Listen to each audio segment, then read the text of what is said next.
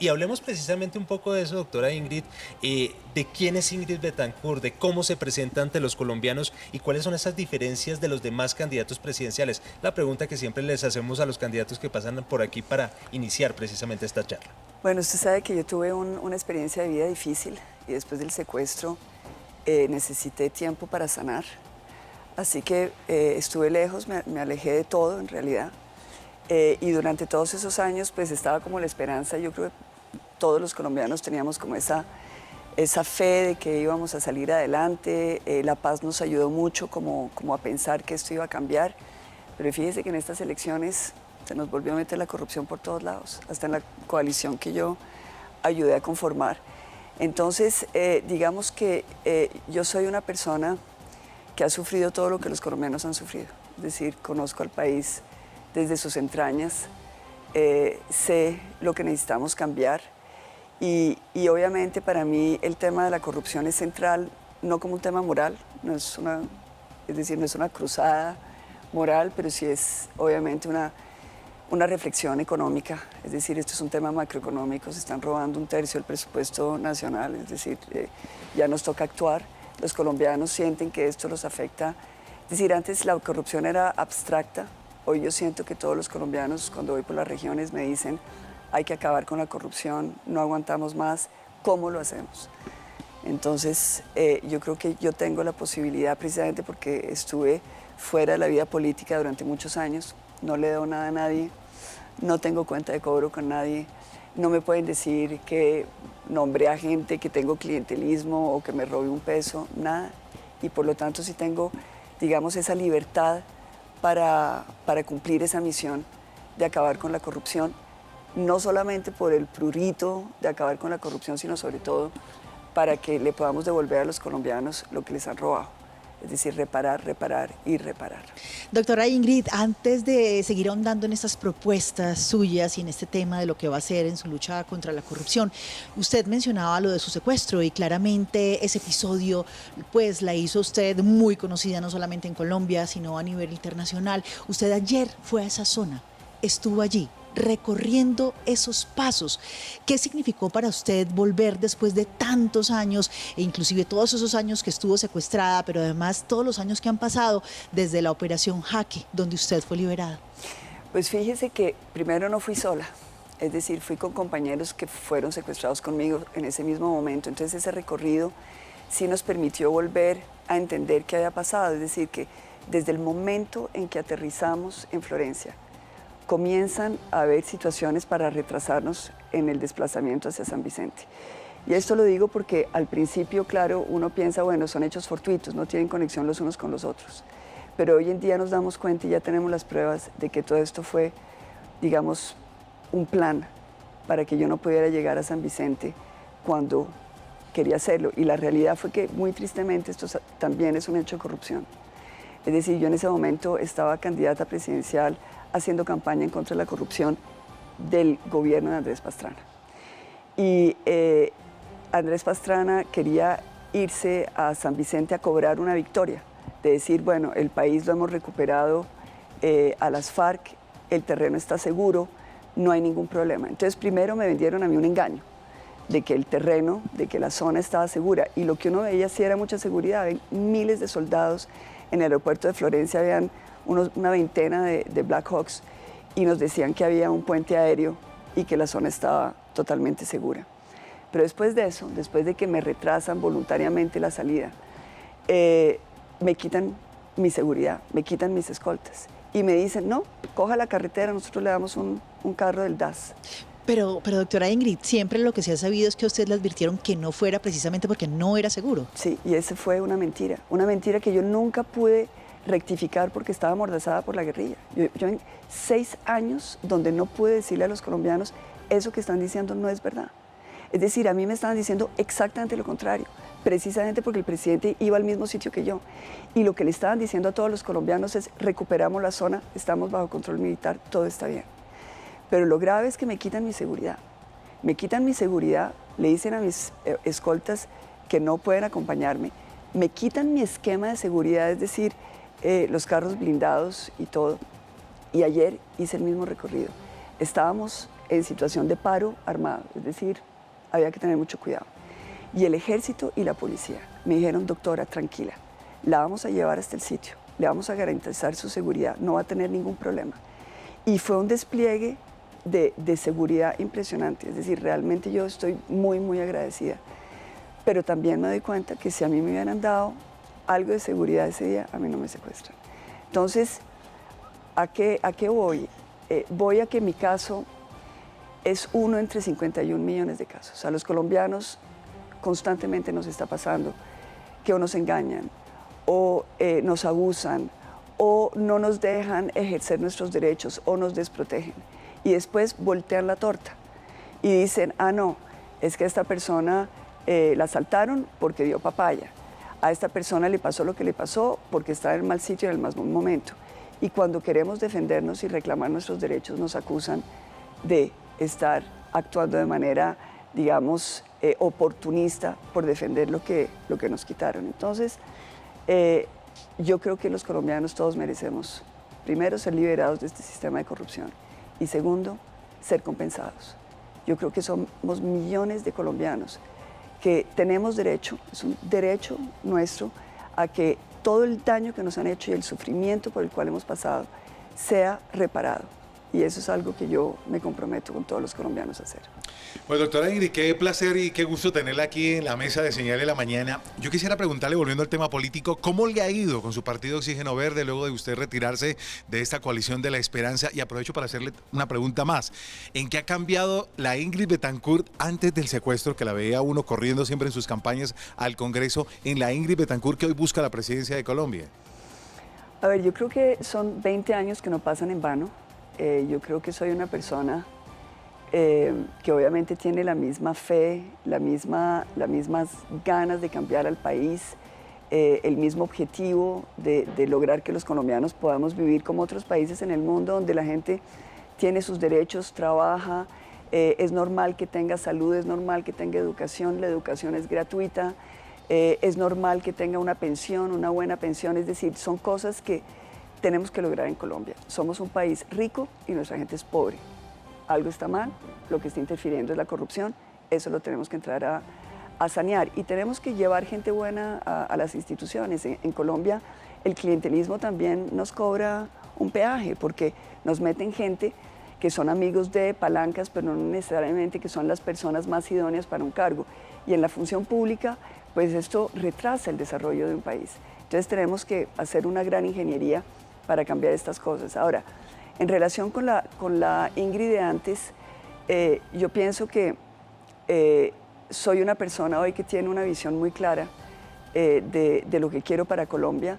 Adicionalmente, los años post-secuestro me dieron la posibilidad de entablar unas relaciones internacionales con muchos jefes de Estado. El mundo me conoce y eso es algo que yo puedo aportar para Colombia. Es decir, que yo creo realmente que Colombia va a necesitar que tengamos una Cancillería muy activa, que tengamos unas relaciones muy activas, primero porque tenemos que acabar con el negocio de la droga y eso implica relaciones internacionales. Segundo, porque tenemos que hacer de país un país verde, ecológico, y ahí necesitamos relaciones internacionales para poder, entre otras, ser un país exportador de ecología, es decir, de productos ecológicos, de créditos de carbono, es decir, completamente cambiar nuestra manera como operamos, de manera que el Estado le dé a los colombianos que en este momento no tienen empleo la posibilidad de entrar en esa economía verde que vamos a crear. Entonces, estos son millones de empleos, estos son muchas posibilidades, pero tenemos que tener el apoyo de la comunidad internacional y eso es algo que yo puedo hacer.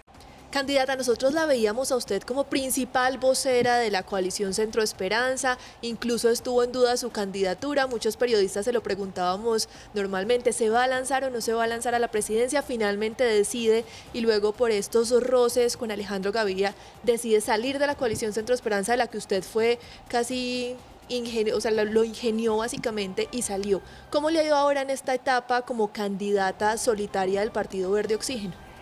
Fuera de la coalición no estoy solitaria, es decir, realmente yo siento el apoyo de todos los colombianos, de una gran mayoría, pero sí quiero decir que el tema de la coalición para mí fue una gran frustración. Es decir, la coalición se había organizado en torno a unos principios que era vamos a darle a Colombia la posibilidad de escoger gente que llega a la política sin maquinarias. Era el caso de inicio, era lo único que teníamos en común en realidad, porque todos pensábamos diferente. Hay gente mucho más de izquierda, gente mucho más de derecha, pero la verdad sí había, digamos, esa obsesión de todos nosotros de decir, bueno, no más maquinarias.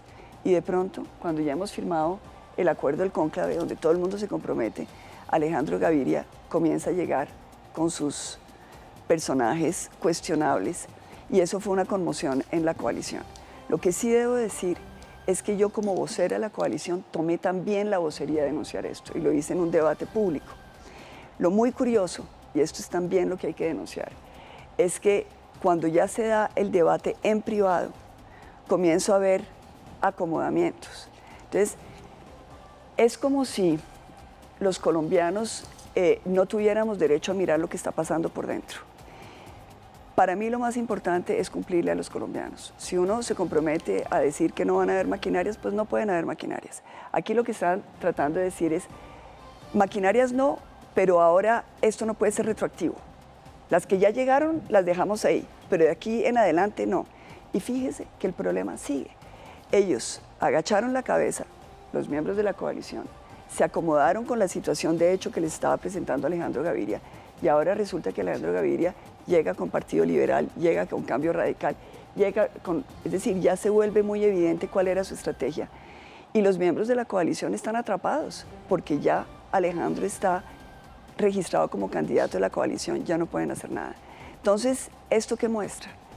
Que si nosotros no tenemos la valentía de tomar las decisiones de cara al país, si no somos capaces de actuar en contra de la corrupción en lo pequeño, tampoco vamos a ser capaces de actuar contra la corrupción en lo grande. Y ese es, digamos, lo que yo le señalo a la coalición Centro Esperanza, que por no haber tenido la valentía de tomar posiciones están engañando a los colombianos.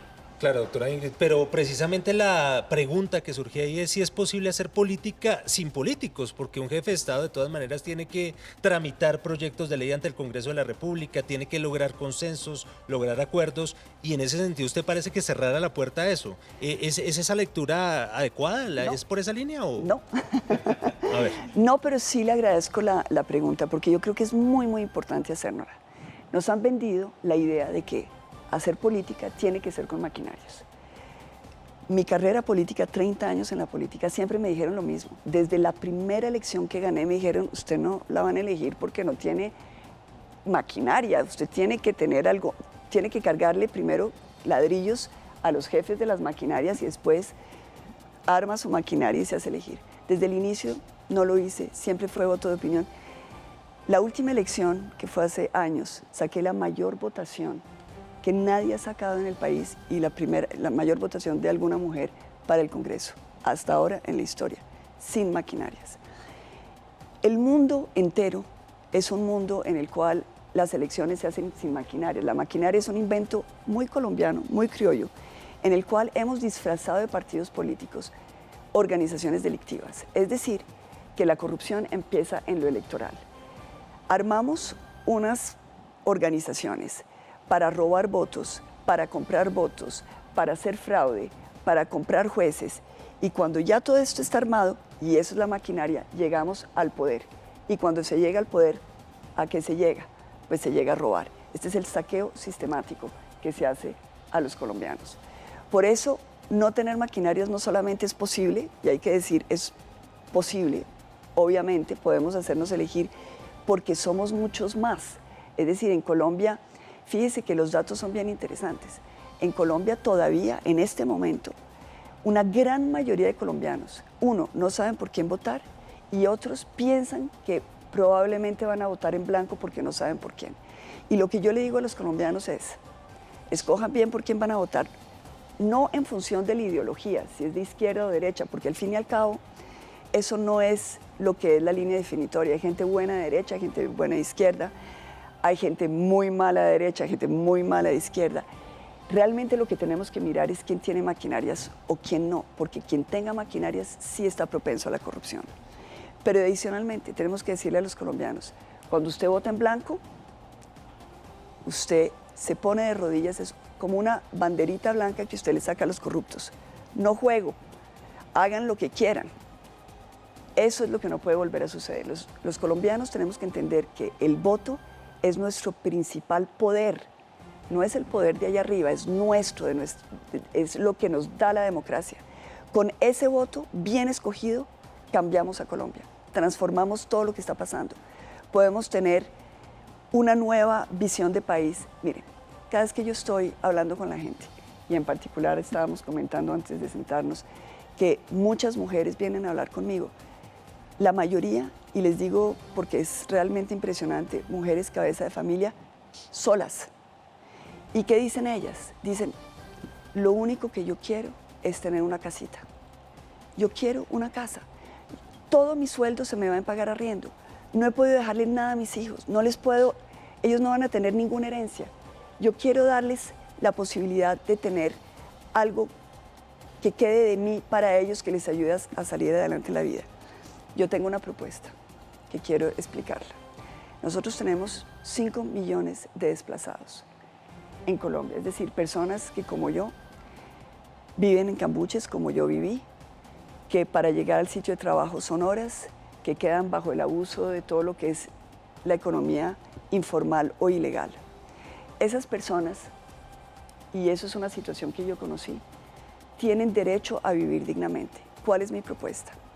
En los terrenos del Estado, baldíos, donde obviamente pues el hecho de que sean del Estado es una economía. Vamos a llevar todos los servicios del Estado, agua, electricidad, alcantarillado, educación, salud. Vamos a hacer cerca a otros centros poblados, vamos a hacer estas ciudades ecológicas donde le vamos a dar a cada uno de estas personas desplazadas o a los más humildes de Colombia la posibilidad de tener un terreno para tener su casa. Les vamos a dar el crédito para construir su casa, pero ¿cuál es la diferencia? Que normalmente todos estos proyectos, el que se queda con la plusvalía es el constructor. Aquí le vamos a dar la plusvalía, es decir, la riqueza que se genera, se la vamos a dar a los colombianos para que tengan un patrimonio para dejarle a sus hijos.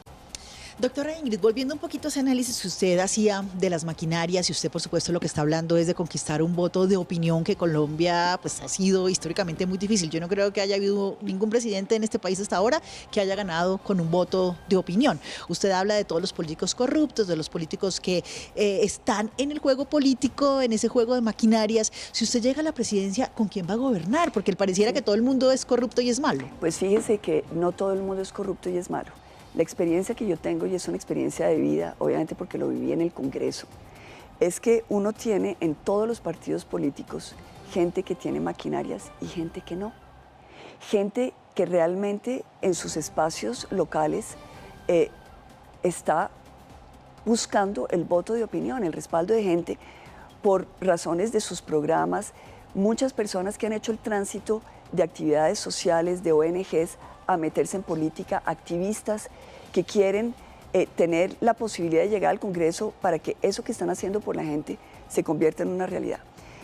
Mi gobernabilidad, porque estamos hablando de gobernabilidad, es diferente. En Colombia, tradicionalmente hemos dividido el país en izquierda y derecha, y quien llega a gobernar o con la izquierda o con la derecha.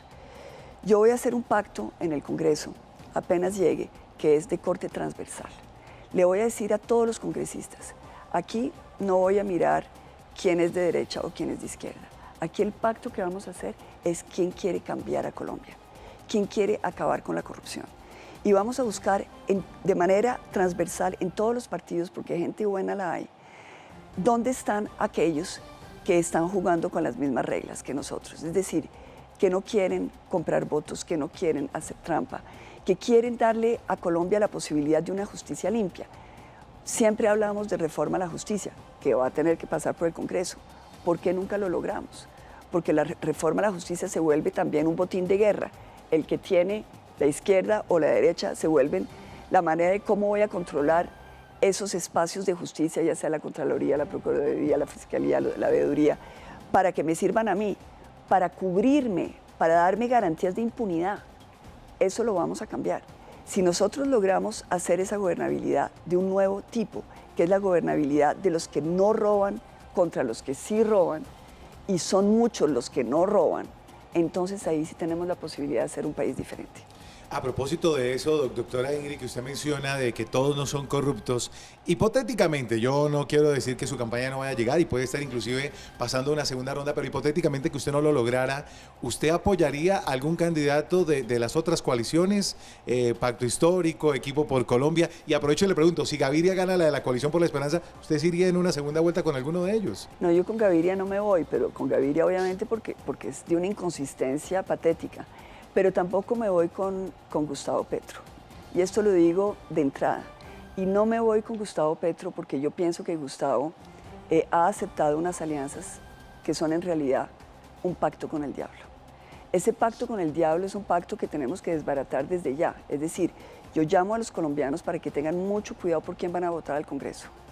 Porque no podemos aceptar que entre gente que se esconde detrás de gente buena.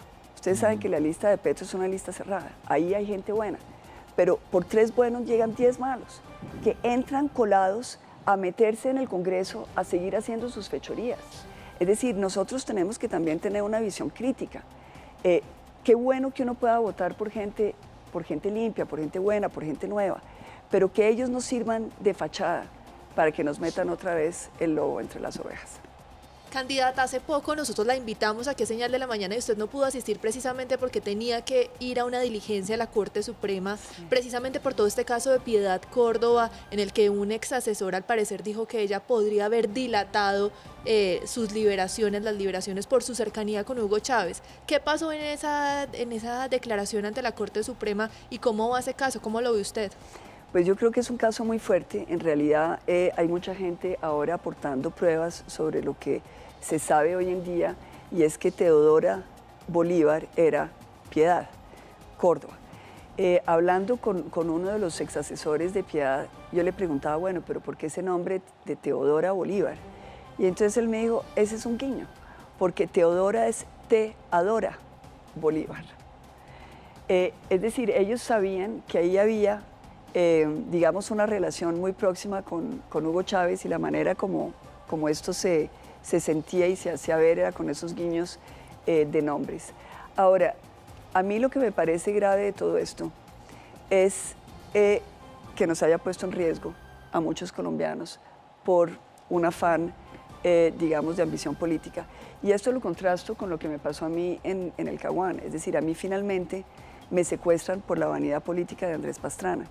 Es decir, hoy en día ya sabemos, y estos son también digamos, testimonios que han llegado en el tema de mi secuestro, en el cual una persona que trabajaba conmigo como mi asesor de prensa, Francisco Rodríguez, habla ese día con un miembro de la Casa Pastrana, que le dice, bueno, pero ¿por qué Ingrid quiere ir a San Vicente? ¿Cuál es? Es decir, ella no es la hora de Ingrid, esta es la hora de Andrés, que tiene que reclamar su victoria para poderle decir al país que sacó a las FARC del territorio de la zona de distensión. Es decir, que por vanidad política nos sacrificaron a nosotros, y por vanidad política Piedad hizo lo mismo. Es decir, ella quería llegar a la presidencia, y para llegar a la presidencia de la República puso en riesgo la vida de muchos colombianos, no solamente los que estábamos ahí secuestrados, dilatando nuestra liberación.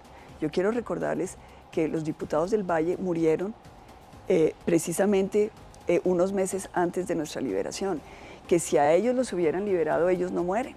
Es decir, esto es muy grave, pero no solamente eso, los soldados que murieron tratando de buscarnos y el riesgo de los soldados que llegaron por la Operación Jaque.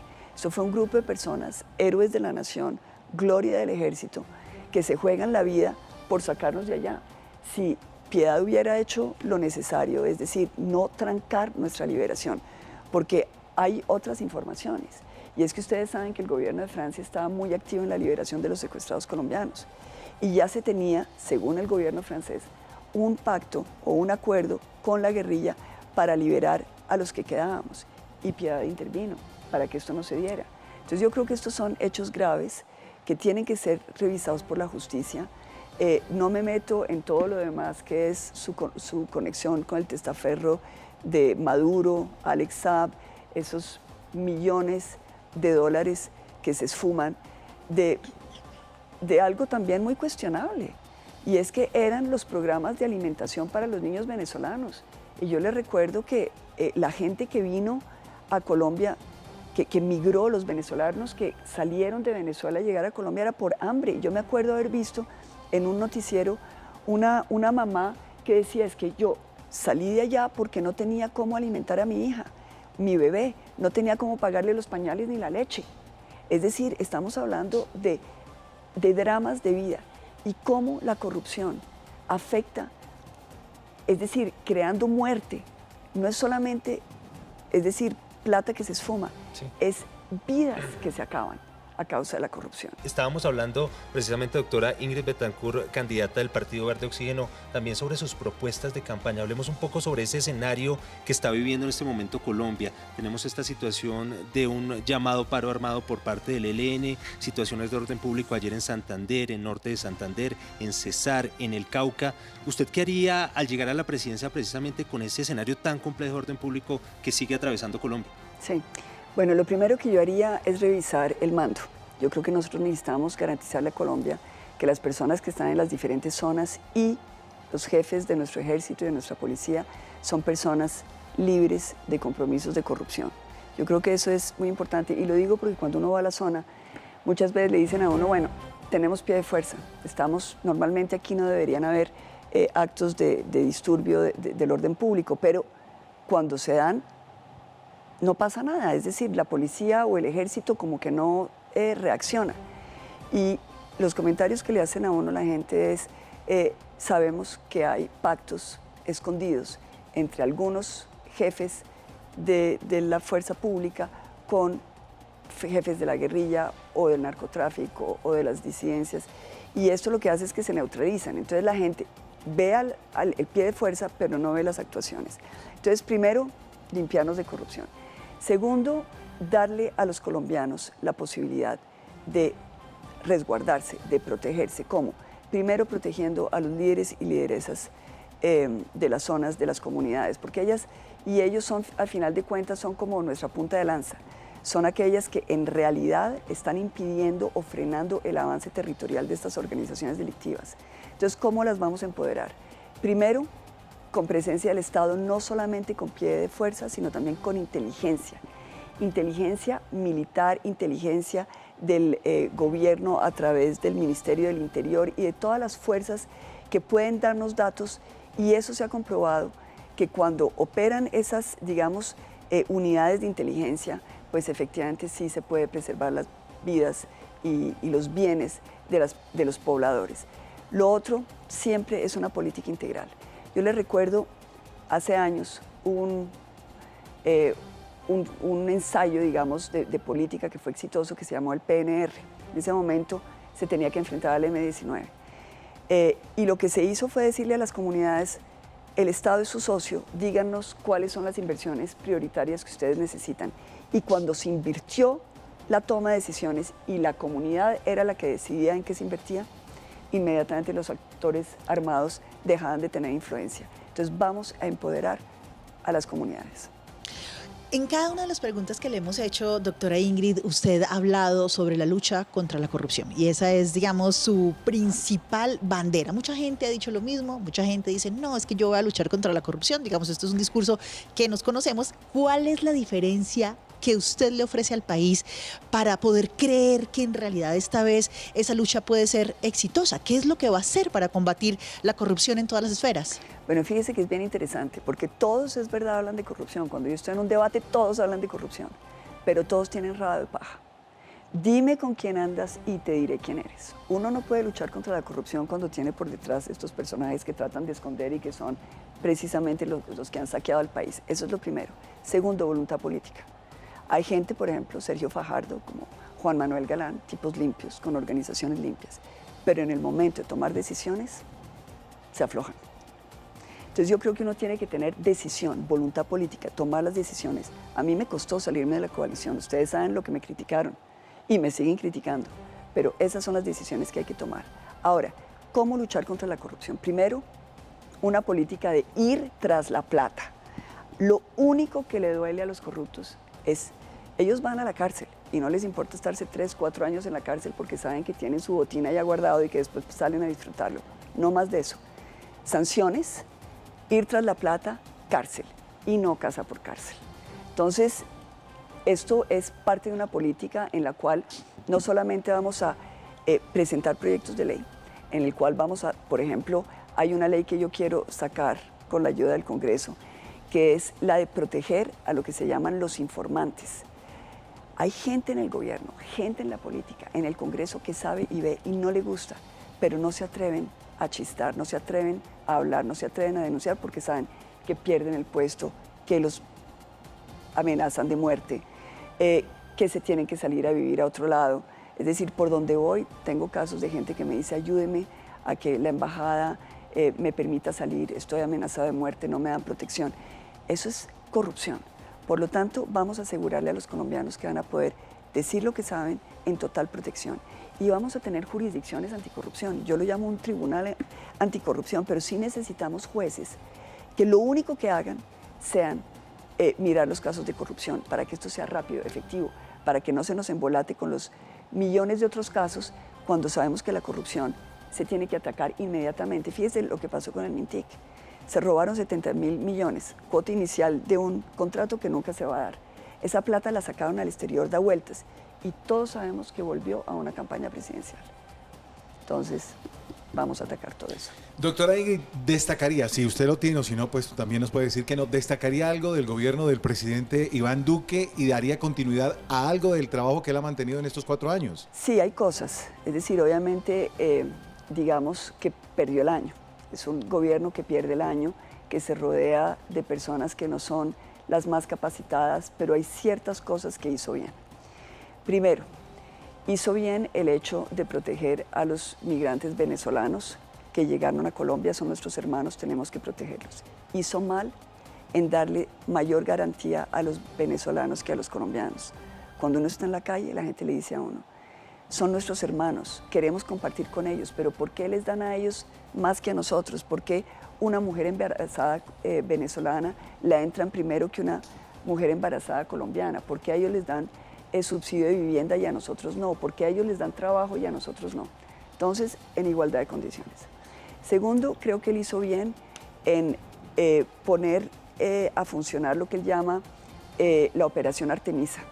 Yo creo que efectivamente si queremos cuidar nuestra ecología y en particular nuestro Amazonas, ya es hora de contar con la fuerza pública, porque estamos enfrentando no campesinos que tratan de sobrevivir, sino organizaciones delincuenciales, disidencias que están armando dentro de la selva amazónica su fortín cocalero. Pienso que adicionalmente hay otra cosa que estuvo bien hecha, que es, digamos, el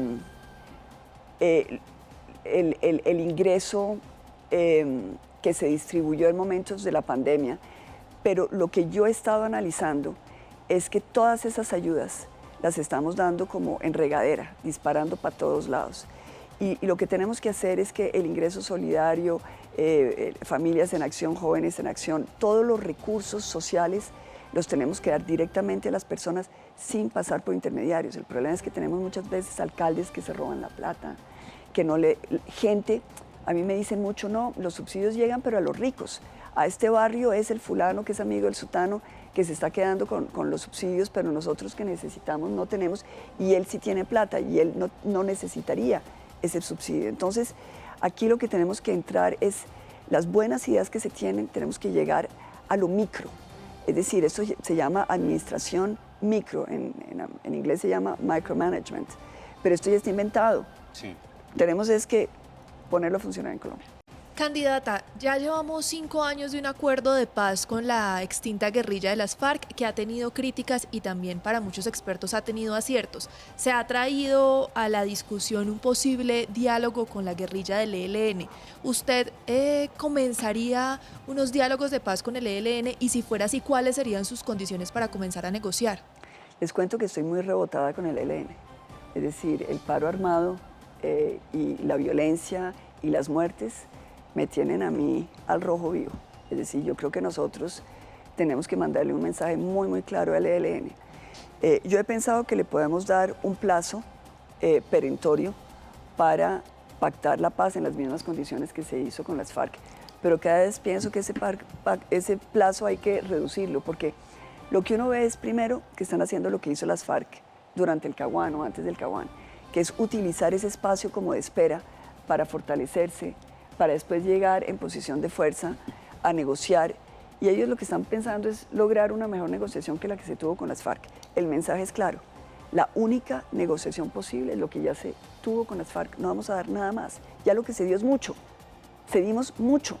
Las víctimas lo aceptamos porque no queremos que se vuelva a reproducir con ningún colombiano lo que nos pasó a nosotros, pero ya vuelven a haber secuestros, ya comienzan a haber otra vez acciones en contra de la población civil.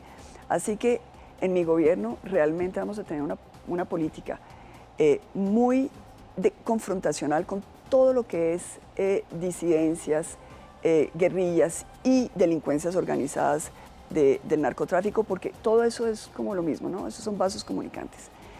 Pero tenemos que acabar con el negocio del narcotráfico para quitarles a ellos esos recursos que los financian, y para ello vamos a despenalizar la droga haciendo un acuerdo regional desde Estados Unidos y Canadá hasta acá para que podamos en toda la región quitarles el negocio.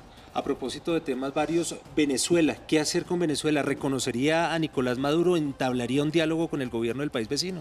Bueno, pues yo creo que obviamente es el jefe de Venezuela. Nosotros tenemos que, es una realidad que no podemos cambiar, y los venezolanos, lo que sí podemos hacer es ayudar a los venezolanos a tener garantías democráticas, pero ese es otro capítulo.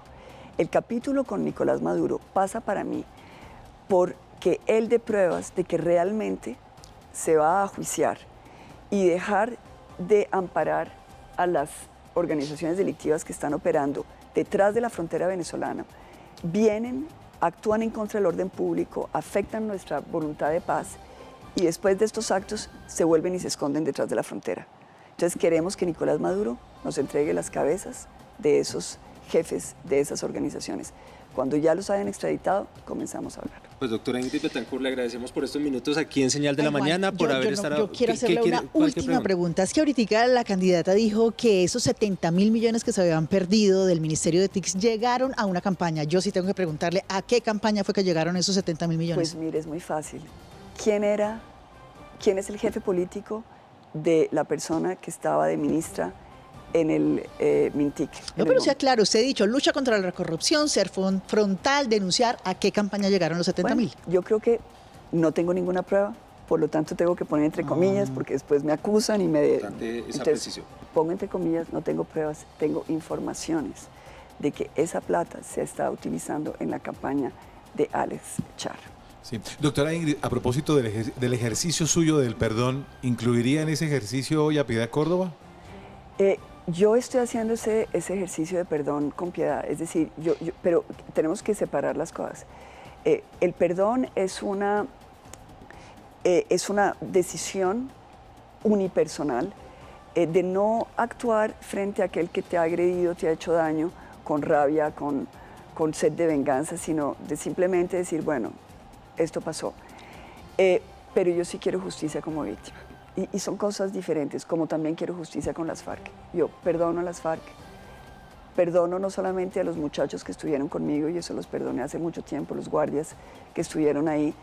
He tenido un poquito más de dificultad a perdonar a sus jefes, porque me parece que actuaron, y en particular una vez que se dio el proceso de paz, me parece que les ha faltado grandeza de corazón. Aunque reconozco que han hecho un tránsito y han pedido perdón, han tratado de entender lo que sucedió. Yo quisiera más una proximidad de almas, que ellos pudieran narrarnos a nosotros por qué encadenaron a hermanos colombianos, cómo fue que abusaron de personas cuando ellos decían que eran que estaban defendiendo al pueblo colombiano, todos éramos pueblo colombiano, en fin. Yo necesito como entender esa racionalidad, pero la decisión de perdón está ahí, con el clamor porque haya justicia. Y eso es algo que las víctimas necesitamos, verdad y justicia.